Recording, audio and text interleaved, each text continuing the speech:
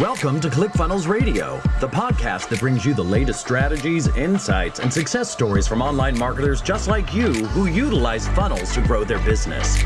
Our mission is simple: to help you unleash the true potential of your online business by harnessing the power of funnels. Join us every week as we bring you exclusive interviews and thought-provoking discussions that will revolutionize the way you approach online marketing. Here are your hosts, Laura Demetrius and Chris Cameron. All right, everybody. Hello, and welcome back to ClickFunnels Radio. I'm Laura Demetrius, joined as always by my co-host, Chris Cameron. What's up? Today, we have Josh Forti in the house. Well, virtually, he's in the house with us. And I'm really excited about this conversation. I've been wanting to chat with him for a while. So Josh Forti, if you don't already know who he is an entrepreneur and podcast host. He has generated over $20 million in revenue, grown 10 million plus followers on Instagram, and has generated $1.5 million plus, or 1.5 million plus downloads on his podcast. He is the founder of the Golden Mic Method, a revolutionary way to get high ticket clients from a podcast.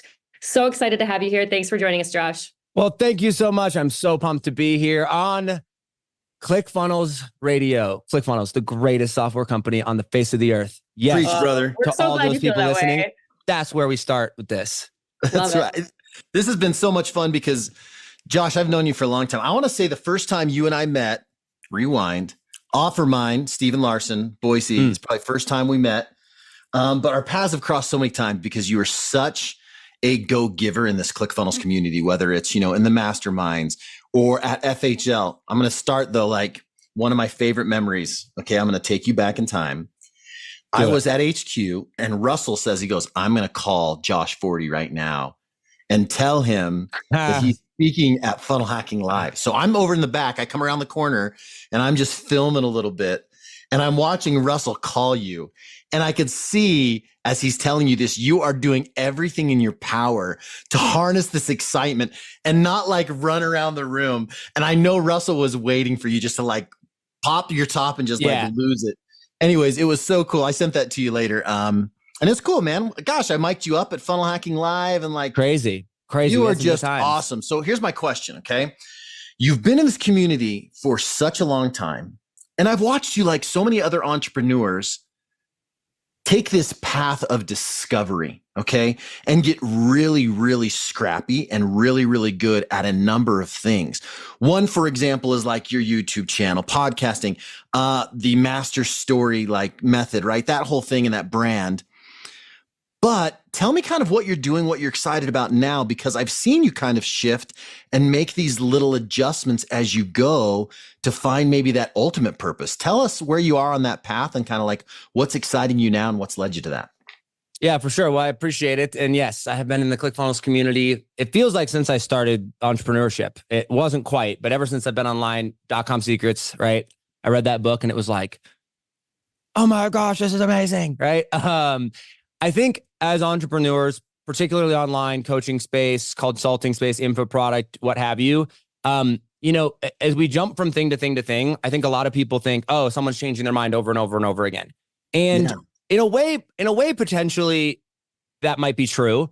But I think when you actually look at business and when you look at what actually drives that, I think it primarily comes down to the fact that like, if you can't get in front of customers, or if you don't know how to get your customers, if you don't have customers coming in, you don't have a business. And so I think when people jump from thing to thing, I think what actually happens a lot of times is people figure out either a new way to get a customer, or they have to pivot because their current way of getting a customer is no longer there, right? And so they have to change or else they go out of business. Does that make sense? Totally. And so for me, when I started in kind of the social media space and, grew our big agency and stuff online, we had a bunch of followers, bunch of people, but I didn't know how to make money. Right. And then I found Russell and then I read the book and I was like, oh, okay, now I know how to make money. And we, grew up that business. And then I found this new way of getting clients. And I'm like, okay, but if I get it this way, then that doesn't work. And so I'm going to change over to this. And then I'm going to change over to that. And I would go through these evolutions of figuring out, okay, I want to get better at this particular skill because I know that I need to get better at that. But then when it would change, the way that I would get a customer would change. Does that make sense? Totally. So, I think a lot of times this evolution is what's happening though. And people from the external go, hold on, what's Josh Forti doing? Like he's doing this. Now he's the master of this, but he's the master of this. Yep. But people don't see that evolution that's happening behind the scenes. And so for somebody to get involved with Josh Forti today, versus 4 years ago, they're getting a much more complete package. Yeah, I would say much more complete package for sure. I would also say that if you were to go and talk to my highest level people, the people that have paid me the most amount of money, right? And I sell high ticket. And when I say high ticket, I'm just going to throw a couple of rocks here at some people. I don't mean $2,000 or $5,000, right? Right. I mean like $25,000 is the start of high ticket, right? Yeah. And then, my biggest deal is $250,000, right? I think if you were to actually go and talk to the people that have paid $25,000, $50,000 or $100,000 over the course of the past 3 years, I mostly delivered the same thing to all of them, even over the course of 3 years. But what got them interested in that thing, front facing, evolved. And so I did a podcast on that. I was like, hey, people are like, Josh, you're all over the place. And I'm like, I'm all over the place from outside perception because I am going through and trying this thing and this thing and this thing to try to figure out one core problem. And because I was not good, maybe good is not the right word, because I wasn't effective at communicating that all the way through, it looked like I was jumping to 25 different things. Does that make sense?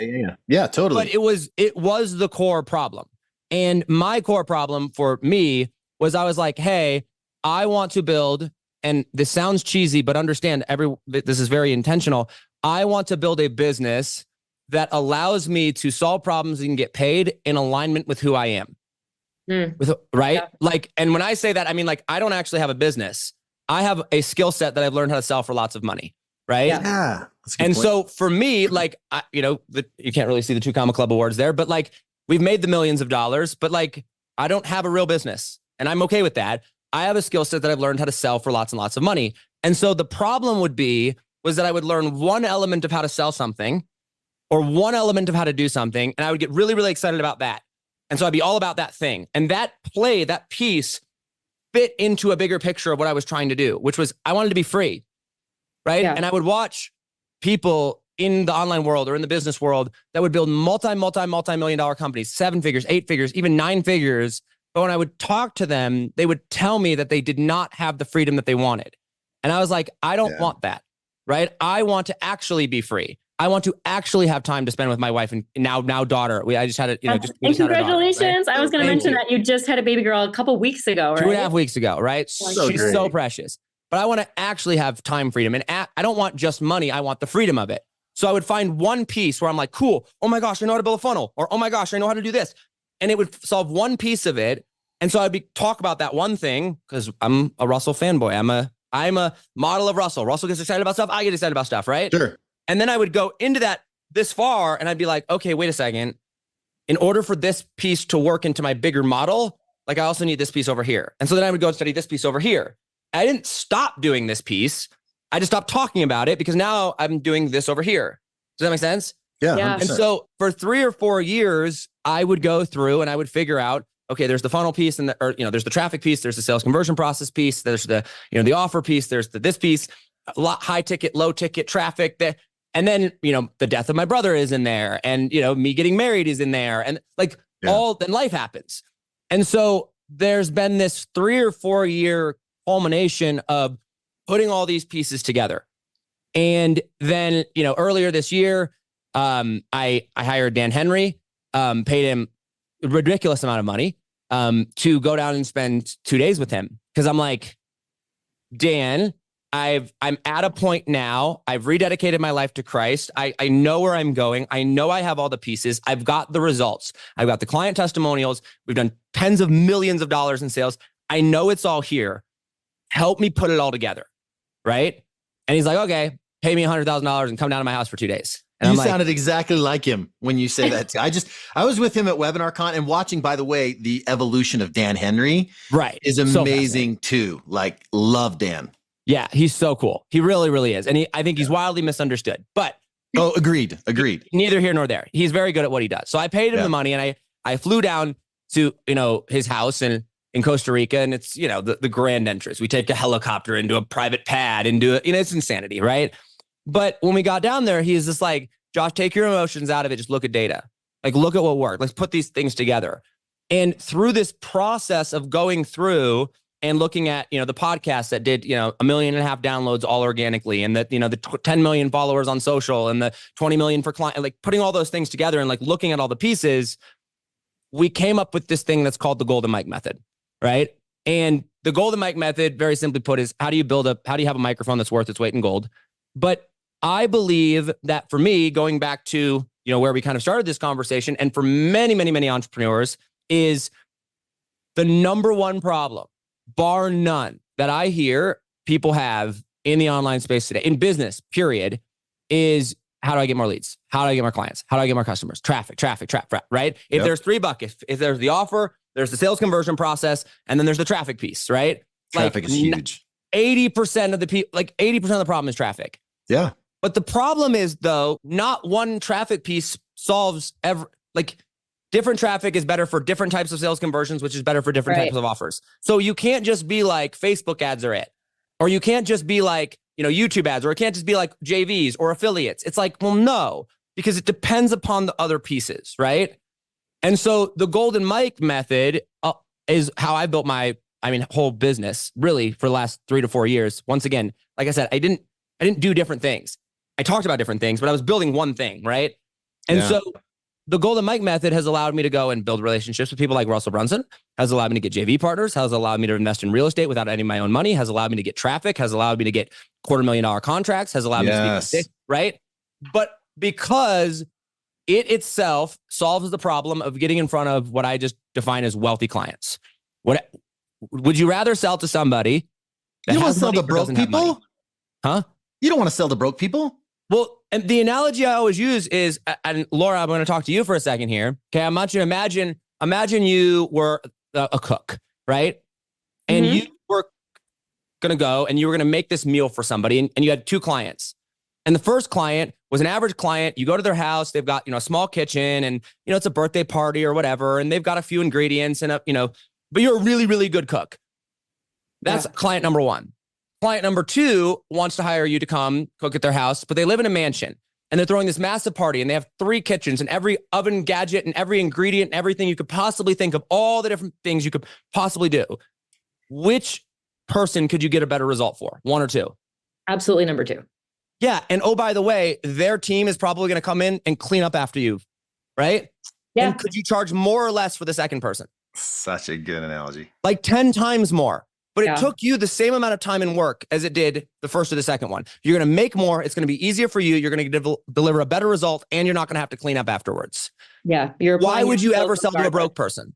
Exactly. And the reason is because most people, myself included for most of my career, most people have no idea how to get in front of wealthy people.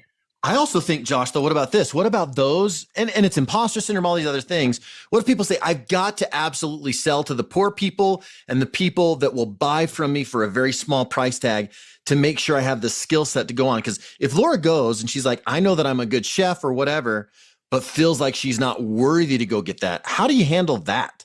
Okay, there absolutely is a worthy piece, but I want to address the first question part of that first, which is if you were a complete beginner, and let's say not a complete, if you had never sold your cooking service before, but you had cooked for years at home, but you had never sold it before, what percentage of likeliness would it be easier for you to get a result with the person that paid you lots of money with lots of resources, or the person that paid you a little bit of money with a little bit of resources? Still the second. So whenever people tell me, hey, I need to start charging low ticket, I go, I believe it is, and I use this word very carefully, right? I believe that for most people, it is a ethically better option for them to sell high ticket than low ticket to begin with. And here's why. With the one caveat that you're committed. Because here's why. If I need, let's say $5,000 a month to come into my life every single month for me to pay my bills, right? And I sell a client for $1,000, right? I bought 1/5 of my month, but I have to go get 4 more in order to go and cover my bills for the month. Yeah. If something goes wrong, right, during that time, do I have time to go figure out what went wrong and how to fix it? No. And that kind of also applies to the whole, you are no longer able to serve the people that you were called to serve if you're not doing what you were meant to do. And if that means that you are financially strapped and struggling, you're not able to provide those services. You're so concerned about your own finances and how you're going to take care of yourself that you're not serving the people you were called to serve. Exactly. Now, let's say instead of charging $1,000, you charge $10,000. And let's say you charge $10,000 for this person and you get started with them and everything goes wrong. All of it. You're 2 weeks in and it all goes wrong. That's never happened. It's never happened. But it does sometimes. Yeah, but I know. It's never that bad, right? Yeah. But let's say it all goes wrong. Now, if you're 2 weeks in, how much more time, like if you dedicated your full time and attention, 8 hours a day, 7 days, or 6 days a week, do you think you could figure out the problem and being able to go and solve it? Yeah, 100% you could. But now you have $10,000. You've bought 2 months of your time. Exactly. So if something goes wrong, you don't have to go out and find another client next week because your bills are paid for, you're taken care of. You can deliver a better service and better result. Very right? true. Yeah. Yep. And so this issue of going through and like not being able to get in front of wealthy clientele is a really big issue. And I apologize, my phone is, or the thing is dinging. Okay, it's a really big issue. And so I believe very, very much so that it is ethically better, as long as you're committed, you're good at what you do, right, to sell to these higher level people. Now, we can talk about the whole being worthy or not. That's a big internal battle. We do work a lot with that. But I also believe that if you build relationships with people and you get around the right people and you commit to solving specific, not broad problems, right? Like, I don't have to feel that great about myself in order for me to figure out that I can clean a house very well.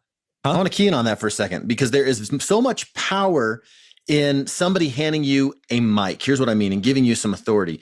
You've been so good about, like I said before, being a go-giver in ClickFunnels, so much so, and providing so much value that Russell decided that you were worthy of a microphone. When you step on stage, does anybody have to go research? Oh, wait, I've never heard of Josh Forti, but Russell gave him the mic. Yeah, yes, Makes so much difference. Yeah, 100% it is. But that's external validation. That's external worthiness. Interesting. Okay. Russell decided that, Josh was worthy of the mic. I decided I was worthy of the mic way before Russell did. Great point. Yeah. Right? Yep. Yeah. And I will touch on that. I mean, I spent $100,000 on Katie Richardson to work on me for a year and a half, and all we did was work on identity and self-worth, right? But that concept of worth comes from who I am.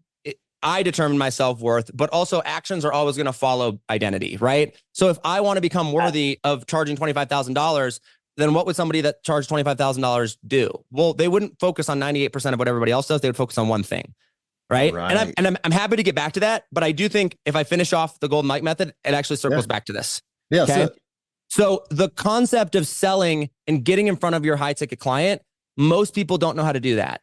But if I were to tell you, hey, you have 3 people, you only have 3 leads, and if you blow it on these 3 leads, you're screwed. You're done. You're out of business. You'd freak out. But if I were to tell you, who cares? You could just keep messing up and you have more wealthy people to pitch over and over and over again. Would you have any concern? Well, no, of course not, right? You just keep trying and you keep trying and you keep trying. That's the golden mic method.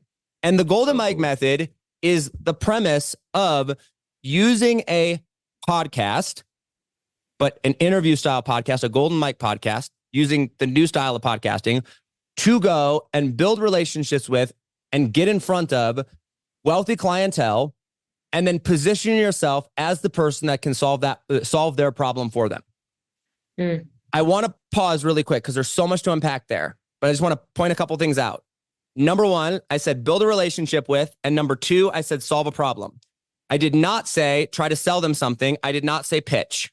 Right. Okay? Big difference. Okay. Second thing is, we're going to do a little experiment. Okay. Let's do it. When I say the old versus new model of podcasting, when the golden mic method is a fundamentally different approach to podcasting that is specifically built for entrepreneurs. It is for entrepreneurs because the traditional model of podcasting doesn't work. Okay. The financial system doesn't work for entrepreneurs. The school system doesn't work for entrepreneurs. The job system doesn't work for entrepreneurs. So we built our own. So why do we try to apply the old model of podcasting to entrepreneurs? Here's what I mean. So hold on, Chris. The old model of podcasting is what? I'm going to go start a podcast. And what's my primary goal with the podcast? You're trying to get in front of an audience. You're trying to talk about you. I'm trying to build a big audience, right? Yep. Okay, so I'm Joe Rogan. I'm going to go and I'm going to build a big audience. Where am I going to make money in the traditional model of podcasting? You're going to try to get some sponsors or some type of advertising. Right. So I'm going to sell to an advertiser. Okay. So if my product then is my audience. Yes or no? Yeah. So my listener is not my buyer. My listener Correct. is my product. And so in order to build this audience, I'm going to go and interview who? Anybody that you can with an audience. Right. Experts, interesting people, because I want a big audience so that I can sell to advertisers because advertisers are my buyer. Bingo. Okay? Now, that's the old model of podcast. This is a mainstream model. Yep. And then entrepreneurs are like, I want to start a podcast because Russell Brunson said, start a podcast. Right? And we go, and here's what they try to do. I'm going to try to build a big what? Audience. And then I'm going to do that by bringing on experts. Yep. Now, let me ask you, who is the buyer for the entrepreneur? Do we have advertisers? No, it's going to be the end user. We want to sell something to hold somebody. on though. But is it though? Because let me ask you this. Here's what most entrepreneurs do. I'm a marketer. So I'm going to build an audience. I'm going to position myself as an expert on marketing. So what's the topic of my podcast going to be about? Well, it's going to be about being an entrepreneur, being an expert. I'm a marketer. So it's going to be about Marketing and entrepreneurship, right? And then because I'm going to interview people, I'm going to bring on other experts. And because the podcast is about marketing and entrepreneurship, what are those experts going to be an expert at? Marketing and entrepreneurship. So now I am building an audience of people trying to position myself as an expert. And I'm going to tell the entire people of my entire listener base that I am not the expert. You should not buy from me. You should buy from who? Your From special the other guests. Experts Yes. that I am bringing on. So Yes. now you're not going to make money from an advertiser because you don't have them. And you're not going to make money from your audience because now you're building an audience telling them to other people. Yeah. Now, let me ask you, the only other way or other person that you could interact with is the person you're interviewing. And if you're an expert on marketing and they're an expert on marketing, do they have the problem that you solve? Yeah. No, they don't have the problem that you're a marketer. Oh, no, they're a marketer. solving that problem. Yeah, they don't have the problem that you solve. You're good at marketing. They're good at marketing. Exactly. So you can't sell to the people you interview. You don't have advertisers. And the people that are listening, you're telling to buy from somebody else. And then we wonder as entrepreneurs why most people don't make money from podcasts. Interesting. Like what? That's so true. So Like, what are we true. doing here, right? That's Yeah, wild to think about when you spell it out that way. But this So no, people don't think that deep about it, Josh. at all. But I'm like, yo, let's just use some logic here. And then people look at me and they go, Josh, you made $2 million from your podcast. And they're like, how? And I'm like, I'm asking people if they've ever done psychedelic drugs, what they think of God, what they think of Donald Trump. And then Right. 3 days later, they're paying me $50,000 for marketing packages. Wow. It makes yeah, no yeah. sense. Right. Why? Or does it? Or does it? Because I all of a sudden went, wait a second. My purpose with the podcast is I did not start a podcast to go build a big audience. Do you know why Josh started a podcast?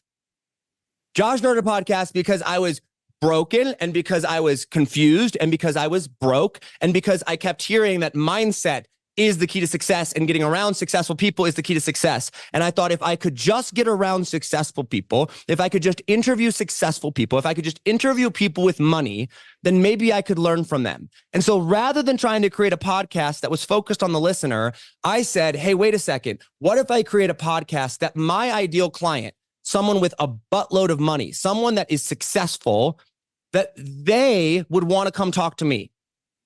What's something that they would be interested in? And so why every other marketer, and I sold marketing services, why every other marketer was out there having a marketing podcast or an entrepreneurship podcast, I went, what if I created a place that we talk for 2 hours long? We could be wildly controversial. I would ask them questions that nobody else asked them. And I would take any of the heat if we got too controversial. That's awesome. What entrepreneur that's successful doesn't want to talk about that? I love That's that. true. Where And now how when did it Russell Brunson start, is- though? Huh? How did it start? Like you talk about your client's problem is like getting in front of the people that they need to be getting in front of. How did it start for you? Because you are organically, I think, really great at having these types of conversations, and you knew the type of podcast you wanted to build. And in this journey of self-exploration of like, But I didn't. do this because this is where I want to be. Like, But I didn't though. I just knew that all I knew was that I wanted to get in front of successful people. I wasn't planning on selling them anything. I wasn't trying to pitch them anything. I was like, I just got to get around you. And so I was like, what do they want to talk about? Not what I want to talk about. What would Russell Brunson say yes to coming and talking about? What would but Brad Gibb? tactically, what was your step one to making that happen? I literally sat down and was like, how do I create this place where my ideal app, like what they would want to come talk about? How could I ask them better questions? And I realized that every other podcast out there was asking them boring marketing questions about marketing. And I was like, what if I just asked them about something other than marketing? And I looked at Joe Rogan's podcast and I was like, it worked for him. So which is a great model for what you're trying to do. Questions to a market that's not doing it. Start. And what happened is the first 20 episodes, I didn't make any money. I wasn't trying to. But on episode, like, I don't remember which episode it was, but I interview a guy by the name of Brad Gibb. And I don't know if you know Brad Gibb, but let me tell you, that guy's impossible to get a hold of. That guy runs 3 companies. He's very, very wealthy, has money. He's impossible to get a hold of. But guess what? He said yes to coming on my podcast because somebody introduced me. And then I interviewed him for 2 hours about money. I asked him really, really good questions. And then afterwards he goes, hey, I like you. You're really cool. That was the best podcast episode I've ever done. I want to hire you. And I know you do social media stuff. Was this one of your first interactions with Brad? Because I know you and Brad go way back. My podcast started 4 years ago, man. Wow. That was your first interaction with him. That's awesome. This was my first interaction with him, but this was my first business interaction with him. Wow. Very cool. And so we chat and he's like, hey, send me over a proposal of what you want to do. And I'm like, I don't like me. Are you sure? Like I sell $5,000 packages. Like, are you?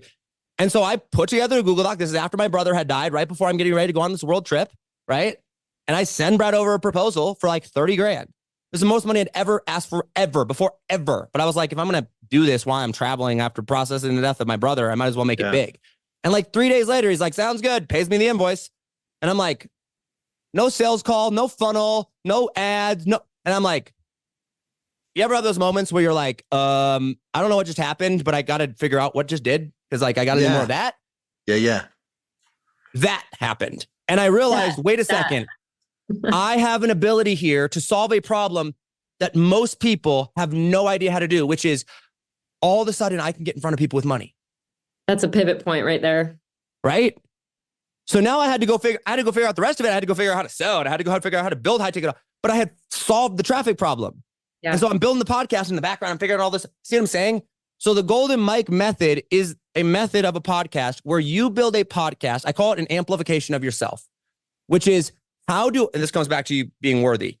How do I create a place where by me being my powerful self, my me being me, I create a place where my ideal client, maybe that's their JV partners, maybe those are investors, maybe it's your actual clientele, where that type of person wants to come talk to me.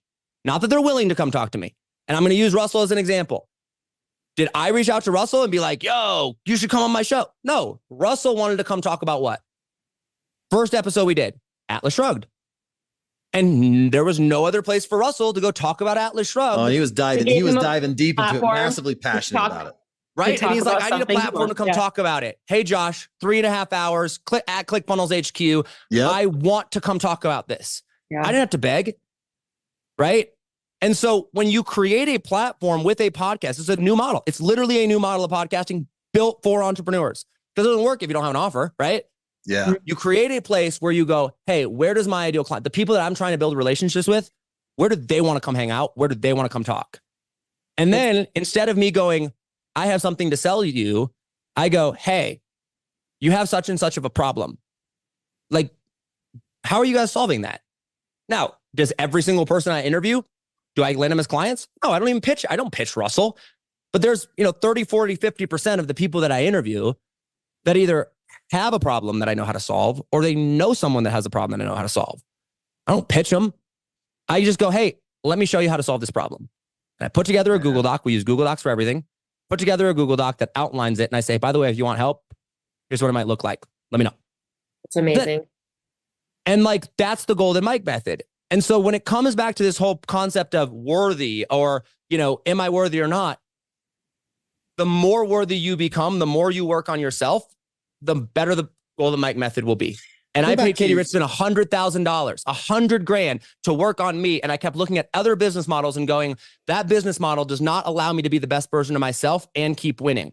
What's a model that I can use to where if I get better, I make more money? And this is the model. Would you say that worthiness moment for you external was maybe that Brad Gibb $30,000 transaction? Like, oh, wait a minute, I can charge this amount. Was that maybe that worthiness moment for you?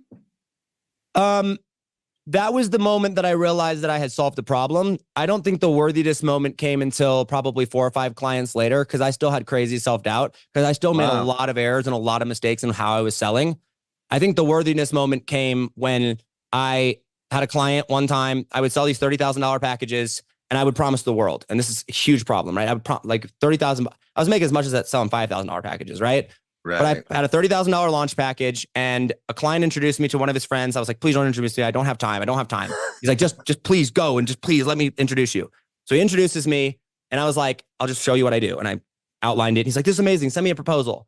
And so I went and I took the $30,000 package and I put $100,000 on it. Everything else stayed the same because I didn't have time. So I went $100,000.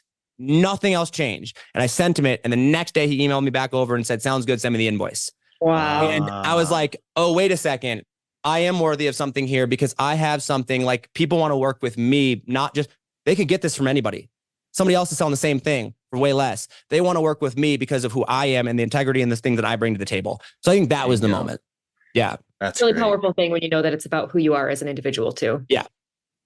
That's really cool. And I know that we talked about validation, like external validation and internal validation. And, you know, when people give you the opportunity or the microphone or the stage to speak on, what do you think it was internally in you that helped you get the confidence to, like, not only speak on stage and sell clients, but just like have these really powerful and sometimes controversial conversations with people? Like, what kind of gets you to that point where you're like, let's chat, let's get a little controversial? Like, I mean, there has to be a level of confidence in that too. And I think that you are a very engaging conversationalist. Like, where do you think that comes from?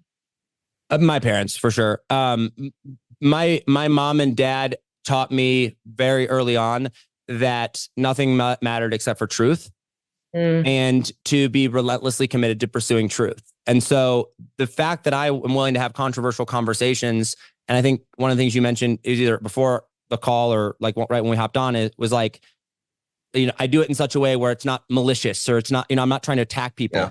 And like, I never am. I'm like, if you have an opinion on something and you hold that very strongly, guess who also has an opinion on something? And I hold it very strongly. And I am not trying to prove you wrong. I am not trying to gotcha. I just want to understand, if you're so certain of it, and so am I, what do you know that I don't? Because either A, you know something that I don't know, and I need to update my belief, or B, I actually know something that's way stronger than you. You actually haven't thought through it, and I'm going to confront you on it because it's wrong, right? And so I'm not trying to like gotcha, but my relentless pursuit of, I'm not trying to be right. I'm trying to know what the truth is. And I think that most people have opinions on things, and they have opinions, but it's not based in anything. They haven't thought through anything. They haven't. It's based on reading the back cover of the book, like, oh no, or the headline of the article, right? Or what everybody else in the marketplace is thinking. Oh, you know, this company did this, and I'm like, okay, did you actually go and try it?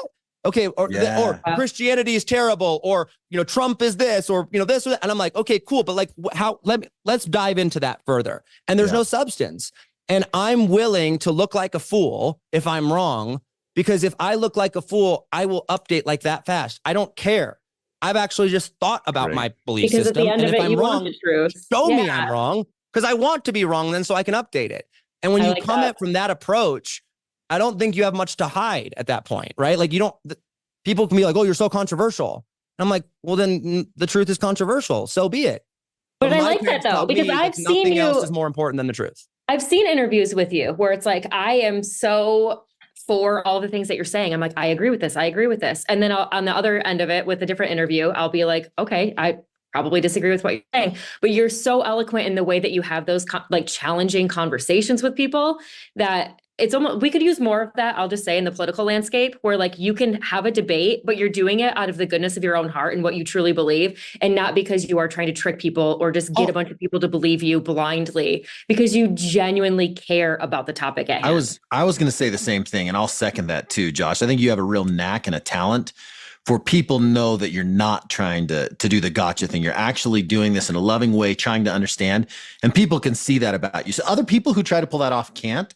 And so there has to be, you know, an ability. Many people cannot. Yeah, exactly. And you're good at it. So huge kudos to you. If I can make one comment on that, which is, I think that skill will make you outrageous amounts of money when you apply it to entrepreneur model because I believe that what I'm actually doing, because I've studied this a lot, I believe that what I'm actually doing is I'm trying to have a conversation based on values.